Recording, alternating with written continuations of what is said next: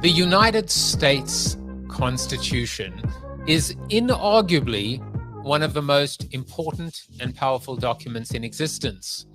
I purchased a pocket-sized copy of the Constitution from Amazon for around $5 in 2016 after Kaiser Khan held it in his hand in his scathing rebuke of then-candidate Trump at the Democratic National Convention. We the people, for the people. Well, if that's true, then shouldn't the people own the Constitution? I mean, literally? Turns out we might just do that. A few days ago, a group of people came together and formed a DAO. That's a Decentralized Autonomous Organization for you non-nerds out there, in order to buy the Constitution. Yes, you heard me right. Sotheby's is auctioning off an extremely rare official first edition printed copy of the Constitution, and according to estimates, its value should be between $15 to $20 million. There are 11 copies in existence, and it last sold for $165,000 in 1988. The thinking behind this was that $20 million needed to be raised would be competitive enough to have a shot to be able to win it. And a stretch of $30 million was considered to be enough to secure this precious cargo.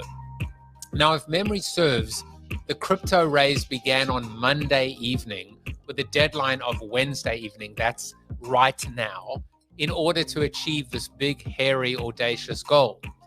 Ambitious and a little unrealistic, perhaps. Also, if the attempt is unsuccessful, all of the ETH, the crypto money, will be returned. Now, I purchased 50,000 people, which I imagine is like a parcel of land. And tonight I purchased 25,000 more. All in all, it cost me about $400 to $500. Progress report: as I deliver the soliloquy, $33 million has been raised, with a new goal of $35 million, which will probably hit by the end of the show. We're buying the Constitution, and it will be governed by the people. And now that you know the first part, the second part is just as cool. A DAO is not a hierarchical corporation with a board, managing directors, a C-suite, and external shareholders, which are disproportionately stacked in favor of corporations and institutional investors. Instead, imagine that every single employee of said corporation and its business partners and their employees and their customers and the community get a say in literally every single strategic and operating decision that ever is going to be made.